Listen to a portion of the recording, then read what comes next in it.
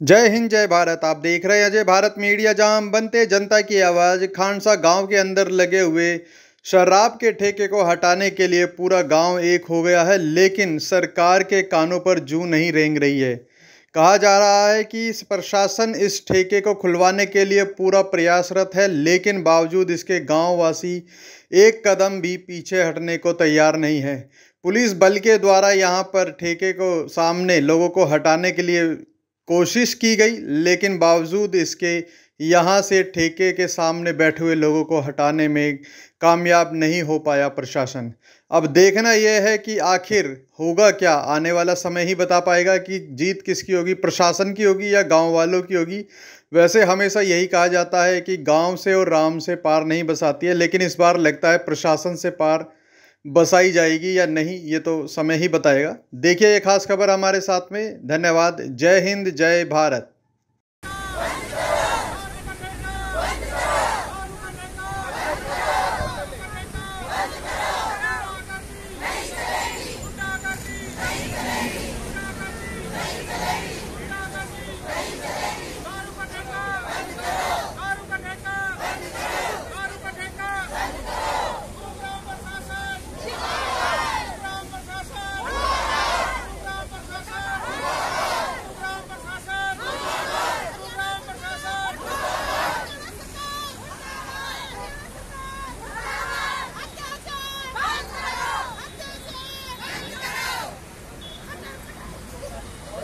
जय हिंद जय भारत। आप देख रहे हैं अजय भारत मीडिया, जहां हम बनते जनता की आवाज़। गांव खानसा के अंदर आज हम आए हुए हैं। यहां पर स्कूल से लगभग 150 फीट की दूरी पर जो शराब का ठेका बना हुआ है, उस ठेके के विरोध में जो ग्रामवासी है वो प्रदर्शन कर रहे हैं पिछले काफ़ी दिनों से, लेकिन उनकी जो मांग है अभी तक सरकार तक पहुंचने के बावजूद भी उस पर कोई कार्रवाई नहीं हुई है। इस बारे में हमने पहले भी आपको खबर दिखाई थी, आज फिर से हम आपको लेकर के आए हैं। यहाँ जो सम्मानित व्यक्ति बैठे हुए हैं उनसे हम बात करेंगे और जानने जाएंगे आखिर क्या ये पूरा मुद्दा है और क्यों अभी तक सरकार इस पर कार्रवाई करने से बच रही है। आपका शुभ नाम क्या है?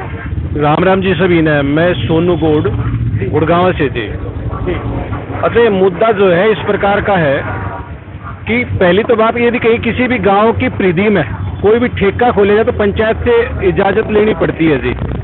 दूसरी बात क्या है कि ये गांव का मेन दो ही रास्ते हैं, एक तो बीकानेर चौक से और एक ये रास्ता। जब हमारे शाम को बच्चे गांव में जाने के लिए कहीं से भी आते हैं तो यहाँ पूरा जमघट लगे रहता है जहाँ हम बैठे हैं, और ये बाहर ओपन में दारू पिलाई जाती है जी ठेके वालों के थ्रू। अब इस चीज़ की कई बार हमने संज्ञान दे भी दिया है प्रशासन को भी, पर कोई उचित कार्रवाई नहीं होने के कारण गाँव जितने भी समस्त गांव के खानसा के हैं, मोहम्मदपुर के, नरसिंहपुर के, खटोला के हैं, वो सारे धरने पे इसलिए बैठे हैं जी कि माननीय मुख्यमंत्री जी तक अपनी आवाज़, अपनी मेन समस्या वो बताना चाह रहे हैं कि यहाँ लोग दारू पी के एक तो झगड़ा करते हैं। अभी 3-4 दिन पहले जो है ना, गाँव के 4 बच्चों की जमानत करवा के लेके आए। जो बालकों का भविष्य बनना चाहिए था वो थाने कचहरियों में चले जाएंगे, भविष्य तो खत्म हो जाएगा।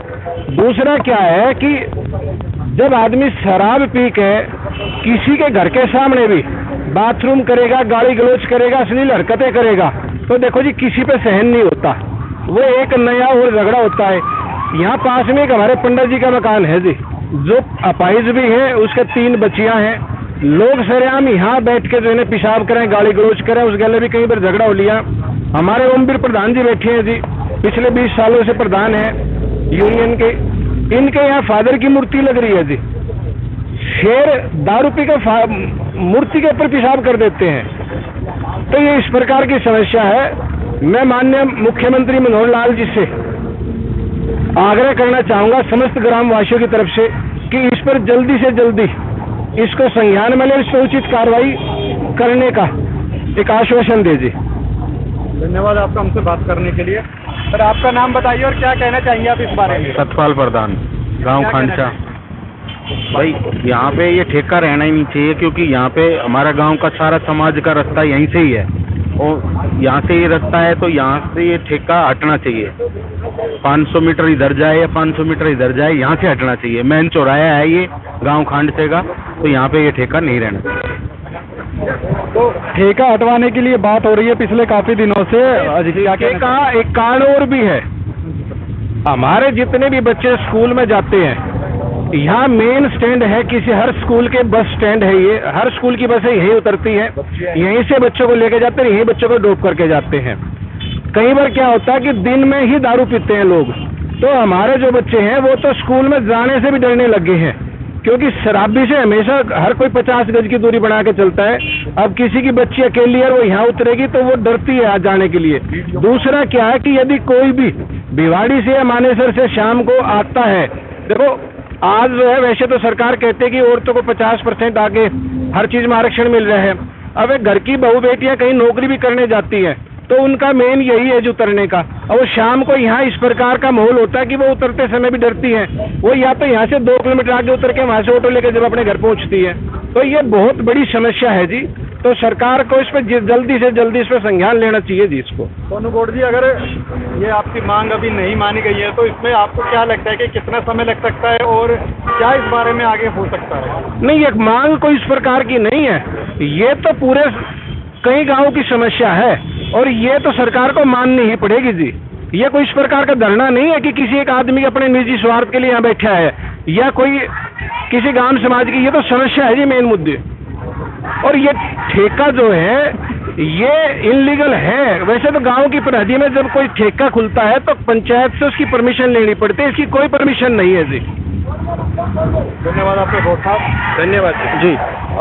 सर ओमवीर जी, आपसे जानना चाहेंगे कि और इस बारे में आप क्या कहना चाहोगे? बस यही है जी, ये ठेका बंद होना चाहिए, इससे बहुत दिक्कत खड़ी हो रही है। आप कितने दिनों से यहाँ बैठे हुए हो, अभी तक सरकार ने नहीं सुनी है, तो क्या आप आगे की रणनीति बना रहे हैं? 7 दिन हो गए जी बैठे हुए यहाँ, ठीक है, उसके बावजूद भी आगे धरना ऐसे ही जारी रहेगा जब तक सरकार आपकी बात नहीं लिखित में रिटर्न में नहीं देती, धरने पे रहेंगे जी।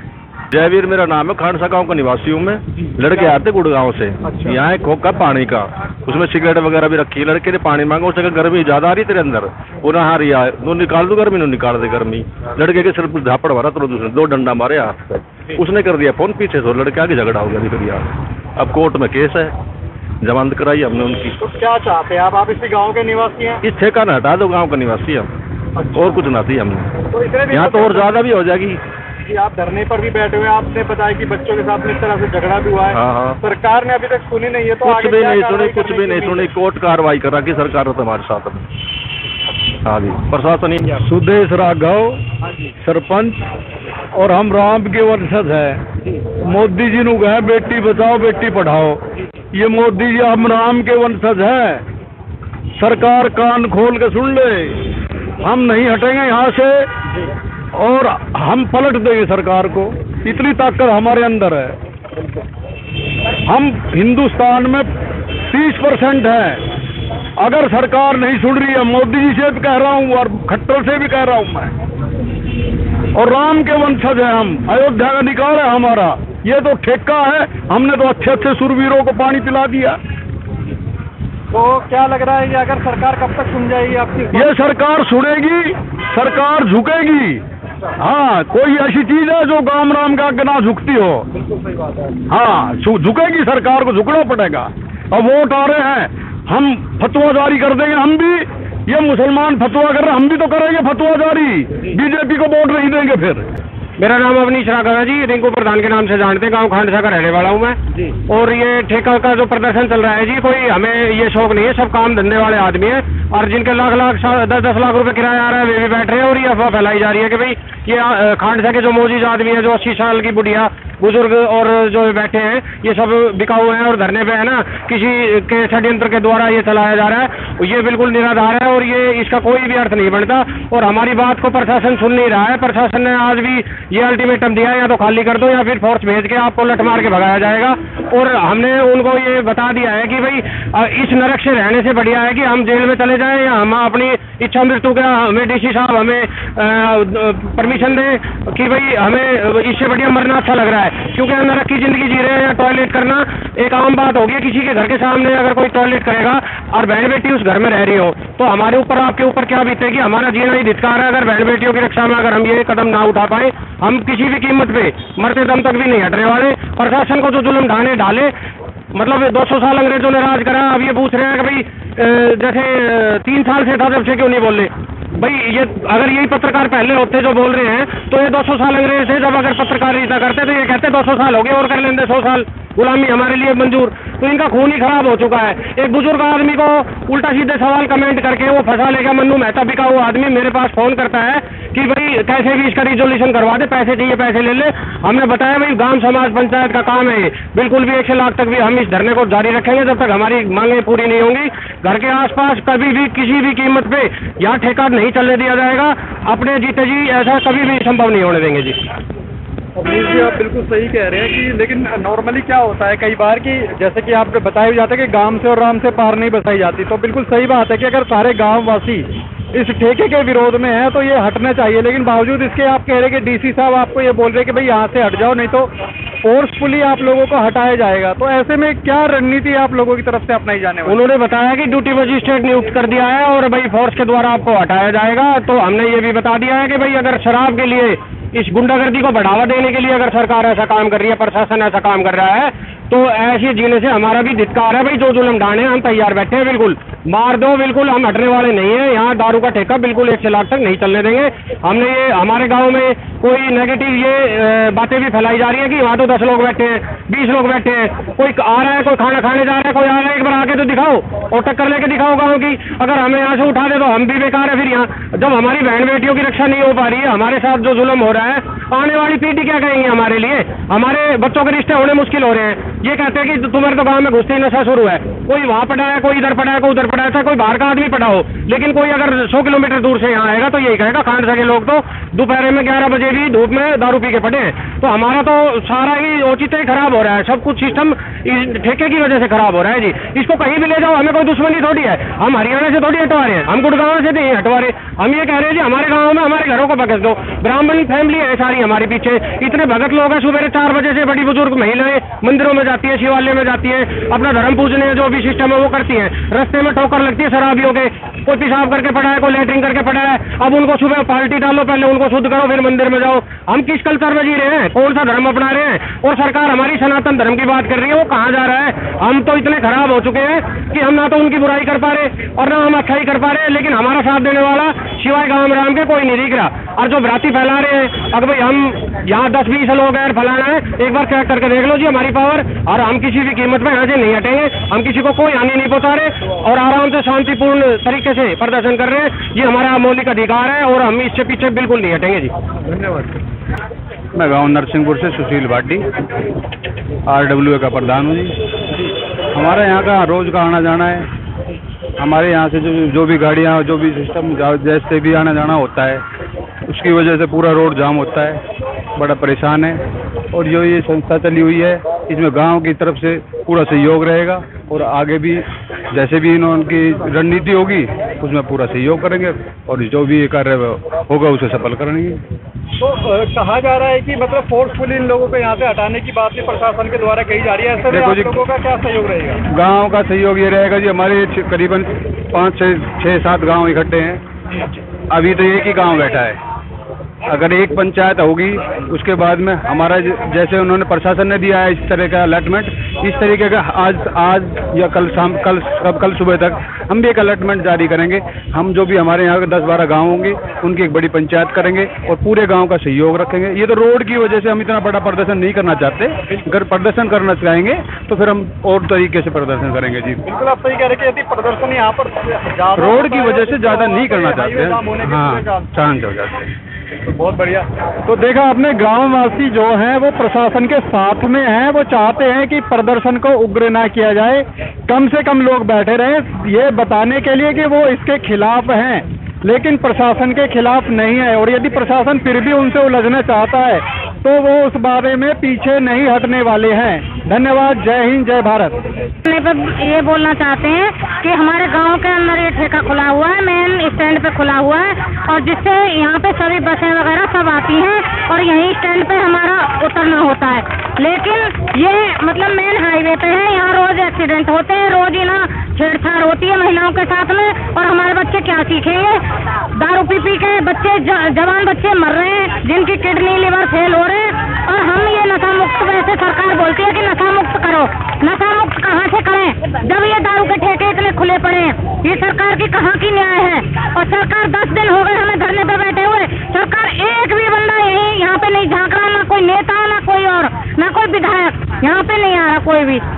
हाँ 10 दिन हो चुके हैं आपको यहाँ पर? हाँ 10 दिन हो गए हमें यहाँ पर बैठे हुए, लेकिन हमारी कोई सुनवाई नहीं हो रही है, ना कोई प्रशासन का आदमी आ रहा है, ना कोई विधायक आ रहा है। और हम अपने घर बार को, यहाँ की गांव की बहू बेटियां हैं हम, जो कभी बाहर नहीं निकलती, देखा होगा आपने, हम सब घूंघट में बैठे हुए हैं, लेकिन फिर भी हमारी आके किसी को कोई परेशानी की पूछने की कोई ज़रूरत नहीं है कि हमें क्या परेशानी है, हम क्यों बैठे हैं।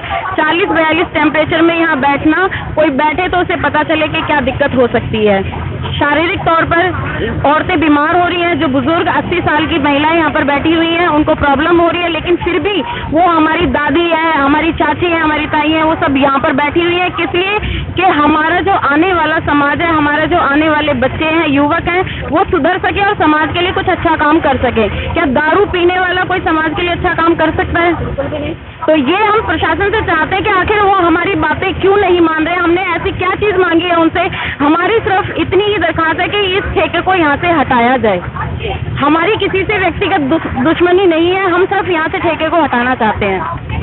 1-2 किलोमीटर के एरिया में दूर में कहीं भी ले जाओ इस ठेके को, पर यहाँ ये ठेका नहीं खुलेगा तो नहीं खुलेगा। इस ठेका को बंद करवाना चाहते हैं। हाँ बिल्कुल, क्यों मारा हो गया आम रास्ता, मारा है स्टॉप, और बच्चे आते हैं जाते हैं, आजकल का पता है गलत संगत को जल्दी पकड़ते हैं, अच्छी को नहीं पकड़ते हैं। स्कूल से उतरते हैं, जेब में पैसे होते हैं, दारू खरीदते हैं, तो पिछले तो बर्बाद हो लिया, अगले को तो बचावे हम हैं। यहाँ का रात को इतनी गाड़ियाँ खड़ी होती है, मान लो पूरे रोड को कवर कर लेते हैं, मच्छी यहाँ बिकती हैं, पकोड़े बनते हैं, दारू पीते हैं, लाखों गाड़ियाँ खड़ी हो जाती हैं।